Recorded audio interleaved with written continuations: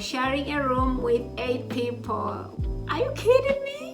Hi guys, welcome back to the channel. Welcome to another video. So in this video I'm gonna be talking about the student accommodation in the country. So if you're new on this channel, hi, hello, this is Fanono and thank you so much for stopping by, and please consider subscribing to the channel.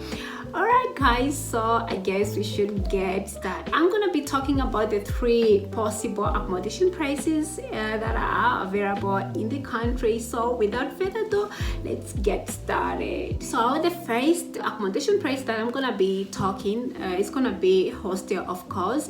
So it's either a state-owned hostel or a private-owned hostel. So it's according to you to choose which one you're gonna stay. Okay, so let's talk about them. If you are to stay in a state hostel or you are staying in a state-owned hostel, this is what's gonna happen. You are going to pay something from around 200 Turkish liras to around 400 Turkish liras a month, of which it's really cheap. But the thing is that you are going to share a room with 4 other people, up to 8 other people in a room. So okay, you are going to stay like 8 people in a room. Yes, you heard me. Yeah, so you have to think about it. You're going to pay less, but you are going to share a room with many other people there, of which is gonna be a little bit hard, considering the fact that you are at uni. Maybe you need some kind of privacy, and unfortunately this is not going to be possible if you are staying with 8 other people. Let's talk about the private-owned hostel. So you might also choose to stay at the private-owned hostel, and you might pay around 1.5 Turkish liras to around 2,000 Turkish liras, according to what your pockets tell you. But the nice thing is that if you're staying at this private-owned hostel, then you probably might stay by yourself in a room, or you're going to share the room with someone else. So you might be 2 people in a room, which is much better as compared to sharing a room with 8 other people. So it's easy to control the room, your privacy, your hygiene and all that. I think it's quite great if you're just like 2 people, you are staying alone in a room. So it's up to you, and of course the money does determine where you are going to stay. So before I move on to the other type of accommodation, I think I should talk about this thing about living in a state-owned hostel. Oh my goodness, I'm glowing.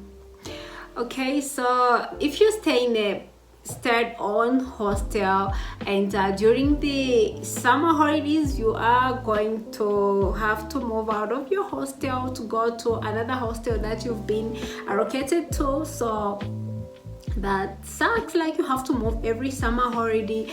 And if you stay in a private-owned hostel, you are not going to experience anything like that. You're just going to stay there as long as you pay your money. Yeah, so that's it. Like you can tell from now that money determines everything. Anyways, let's talk about the second option of accommodation, a studio apartment. So this studio apartment might have just a bedroom and a living room, of course, with an inbuilt kitchen right there. So you have a living room and a bedroom. If you're staying alone, you are there, okay? And sometimes these studio apartments do come with 2 bedrooms, so you might have to share it, of course, with your bestie, someone that you think the same way, at least at some time. So it's gonna be easy for you guys to live at that place. So it might be a studio apartment you're sharing with your friend, or you're living there alone, and the price might start from around 1,000 Turkish liras going above. And of course you are going to pay some bills as well. And some studio apartments, actually you don't have to pay like your water and electricity or internet bills. It all is included in the monthly payment that you pay. So that's pretty like great, because it's a little bit cheap, unlike if you have to pay everything by yourself. Okay, so let's talk about the other type of accommodation, which is like for apartment.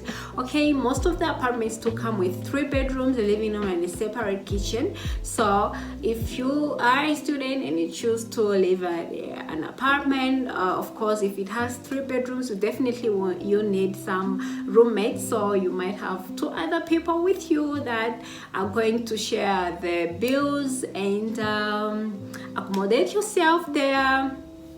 Live freely, have your privacy, do whatever you have to do, but in the end you will have to split the bills, and that will be the extra bills, the water bills, the internet bills, the apartment fee bills, and yeah, this is the reality. So it's either you stay in a hostel that's state-owned, private-owned, you stay in a studio apartment, in a floor apartment, or of course this is an option for both local students as well as international students. But for some local students, of course, the other accommodation option for them is staying with their families, which is great.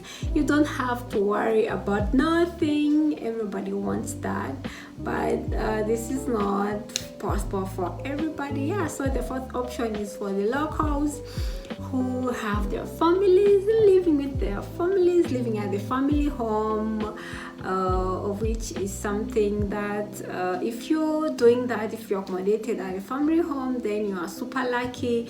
Know that, living with your family. And yeah, I think this is all I had to talk about in this video. Let's see if I have forgotten anything.